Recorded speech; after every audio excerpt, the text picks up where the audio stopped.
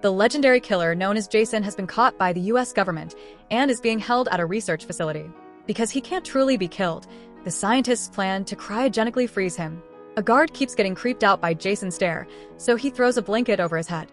Meanwhile, Dr. Rowan is arguing with her boss because it's been decided that instead of freezing Jason, they'll send him to a lab to research his regeneration abilities for profit. Rowan thinks it's a bad idea because it'll allow Jason to keep on killing, but her boss ignores her. Afterward, the scientist and a bunch of soldiers enter the room with Jason, but when they remove the blanket, they discover the guard's body in the chains instead. At that moment, Jason comes out of hiding and starts killing all the men in the room without mercy. The soldiers open fire on him, yet the bullets do nothing. Jason uses various objects to do his killing, including the chains from his captivity. When the lead scientist tries running away, Jason throws a tool to kill him too. Rowan is waiting outside, and she screams when a soldier is thrown through the door. At that moment, Jason appears behind her, so Rowan picks up the soldier's gun and runs to the lab, where she hides and waits for Jason. When he comes in, she kicks the furniture and starts shooting him to push him into the pod, then she rushes to lock him up. Rowan activates the machine, but as the cryogenization begins, Jason still manages to thrust his machete through the door to stab her. This creates a breach in the machine that is detected by the facility, triggering a lockdown protocol. Cryogenic fluid spills into the room, and Rowan gets frozen as well. 400 years later, Earth has become a post-apocalyptic wasteland. Since it's too polluted to live on, humanity travels to a new planet named Earth 2. One day, Dr. Lowe and his team of college students visit Earth on a field trip. They get inside the facility and open the pod, discovering a frozen Jason inside. They also find Rowan on the ground, looking perfectly preserved. The team decides to take both bodies to their ship, and when they try to move Jason, he falls and his machete cuts off Azrael's arm. Fortunately, the android KM-14 quickly gives him an injection to deal with the pain for now. The group carries the bodies through a sandstorm and makes it back to the shuttle, which immediately takes off and returns to the main ship. Azrael is put in a healing machine, and nanotechnology reattaches his arm back in just a few minutes. Rowan and Jason are taken to separate labs to be woken up, although some tests are run first. Seeing the scans, the group is surprised at the fact Jason could function with such a small brain. While the nanotechnology heals Rowan's stab wound in Lab 1, Adrian pokes Jason to take a sample of his brain in Lab 2. When Rowan is fully healed, she wakes up and panics, slapping Lowe in the process. He explains the situation and Rowan calms down, but she's in shock to hear she's in the future. Afterward, Lowe goes to his office to call the Solaris research station and sends them Rowan's and Jason's files, hoping to get some money out of the situation. Reviving a 400-year-old cryonized person isn't news anymore because everyone can do it, so Rowan isn't found interesting. However, Jason is still infamous in the future, and Lowe agrees to sell him as an attraction. After he hangs up, his student Janessa comes to see him, so they can get naughty together in exchange for a good grade. Back to Adrian. She removes Jason's mask and notices how disfigured his face is, so she immediately puts it back and concentrates on studying the sample. Behind her, Jason is starting to twitch as he unfreezes. In another room, Tsunaron is trying to give KM-14 a full chest, but the Aurelas keep falling. There are two different couples getting dirty at the moment, and their groans cause Jason to finally wake up. When Adrian turns around, she doesn't see him on the table. Jason suddenly appears behind her to grab her by the face and throw her across the room. Through the glass wall, Adrian screams to try to alert Wayland, but he can't hear her. Then Jason drags her back by her hair and dips her face into liquid nitrogen, freezing her head before smashing it on the counter to kill her. Next, he grabs a machete from the operation table and leaves to look for another victim. Meanwhile, Lowe brings food to Rowan and pretends he doesn't know Jason's story, so she gives him all the details about Jason's inability to die. Afterward, Lowe introduces Rowan to some of his students, and she gets to admire some of their experiments, being particularly impressed by KM-14. At this moment, Wayland shows up with Jason's old machete, and Rowan freaks out when she realizes they've brought Jason aboard too. Lowe swears Jason is dead, but Rowan is skeptical and asks for proof. They go to Lab 2 and find Adrian's body, so Security Chief Brodski declares a lockdown through the speakers and asks everyone to hide in Lab 1. In one of the rooms, a naughty couple of students gets ready to leave, but Jason appears at the door and immediately kills the boy, causing blood to splatter on a screaming Kinsa's face. Then Jason drags the guy away, so Kinsa runs to meet with the others and tell them what happened. Brodski is furious and orders his soldiers to destroy Jason on sight. Lowe isn't happy to hear this and asks Brodski to sedate Jason instead, offering money as a bribe. Brodski agrees to get him off his back, but then he tells his team to destroy Jason anyway. Soldier Dallas carefully enters a dark room and is suddenly attacked by a huge monster, which Dallas quickly shoots down. When a second monster appears behind him, Dallas doesn't act fast enough, but luckily Azrael kills it with one shot. It turns out they're playing in a video game simulation, and they haven't heard Brodski's announcement. They are about to fight another monster, only for Jason to appear and defeat it first. Then Jason attacks both guys with his machete, only to get confused when they continue to talk even while decapitated. Suddenly, Dallas says game over, and the simulation disappears, helping the duo realize the killer is real. Jason grabs Azrael, and Dallas shoots him to make him drop his friend, but the bullets do nothing. Azrael tries jumping on Jason from behind. However, Jason easily grabs him again and breaks his back before dropping him dead on the ground. Next, he takes Dallas and smashes his face on the wall. Moments later, two soldiers find the bodies in the gaming room and inform the others, who are getting more worried by the second. At the same time, Engineer Crutch is working at his desk with his headphones on, so he doesn't know about the situation either.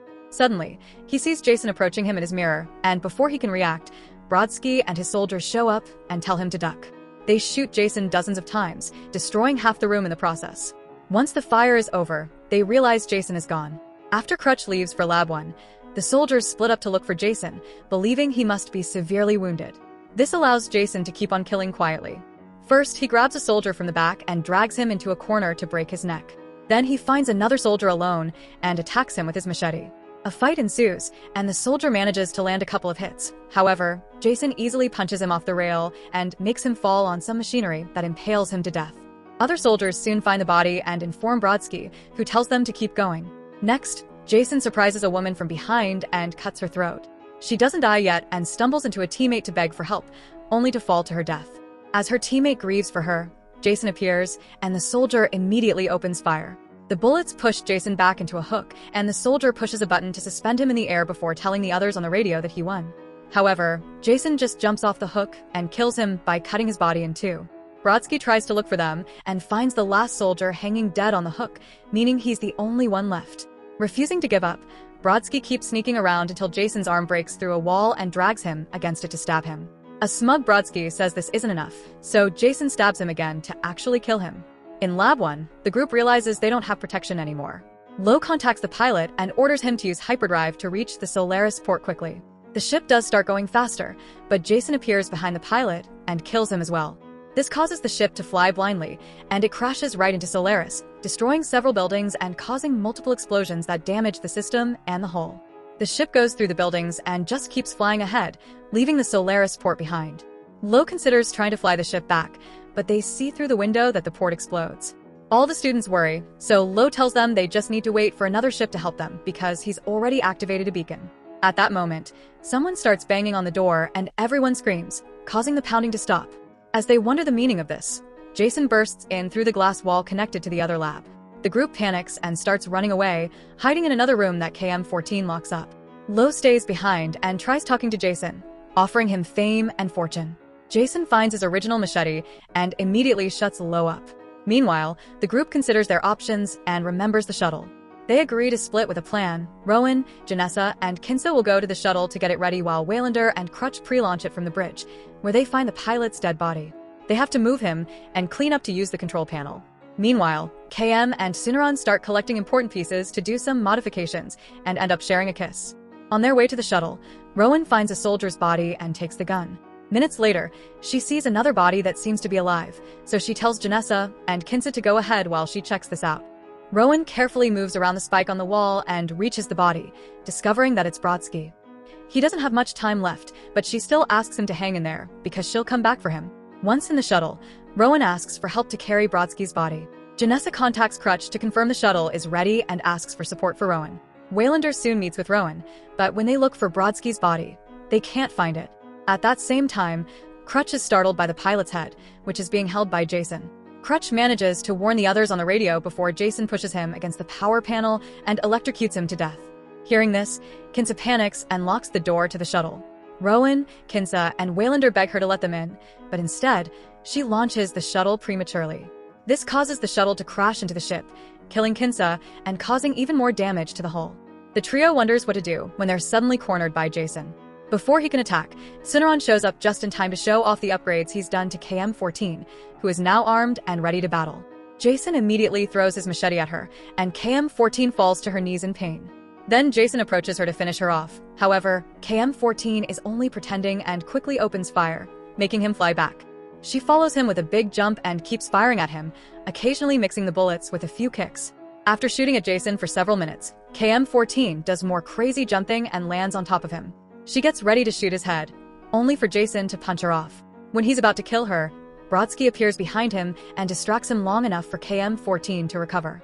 With another gun, KM-14 opens fire and cuts Jason's arm off at the same time she breaks the wall, allowing her to kick him into Lab 1. Another shot makes Jason fall on the healing machine, causing a short explosion before KM-14 shoots Jason in the head to finish him off. As a final touch, she throws the machete back into his body. Thinking it's finally over, the group gathers and takes Brodski to another room to treat him. Brodski is already 80% healthy when suddenly the ship starts shaking and Waylander realizes the hull has taken too much damage. At that moment, they receive a call from another ship, which has picked up their distress beacon and will be there in 45 minutes. Unfortunately, the ship has less than 30 minutes before it blows up, and an argument ensues over what to do. Looking at the ship's map, Rowan notices that there's an area without damage that could be disconnected from the main ship. While the group goes away to execute their plan, the machine in Lab 1 activates and starts healing Jason, giving him an improved metallic body. In the meantime, the group starts setting up bombs in the hallways to disconnect the damaged area from the intact one. It only takes them a few seconds, but once they're done, they find their path blocked by Uber Jason. KM-14 opens fire, yet all the bullets bounce off Jason's body. Then she tries hitting him, only for Jason to immediately decapitate her. Tsunaron rushes to pick the head up, and Rowan acts as his shield, so Jason starts choking her. Waylander jumps in to fight him, and while Jason is distracted beating him up, the others escape into the intact area. Once everyone is safe, Waylander activates the bombs, and the ship successfully separates in two, although he dies in the process, and Jason is pushed out by the shockwave. Moments later, the rescue vessel finally gets closer. However, Jason suddenly punches through the wall from the outside. As the resulting hole starts to suck everything up, everyone rushes to hold on, but unfortunately, Janessa chooses a grill that soon flies away. Rowan tries to reach out to her, and their fingertips barely get to touch before Janessa is sucked away to her death. Afterward, Rowan, Brodski, Tsunaron, and KM-14s had make it to the other room and lock the door. Through the window, they see Jason punching through the walls again to re-enter the ship, so they start running away. Eventually, they make it to the docking port at the same time the rescue vessel makes contact with the ship, but the gate isn't working, and Tsunaron can't override the system. Brodski decides to go on a spacewalk to jump the lines, so he suits up and leaves through the maintenance hatch.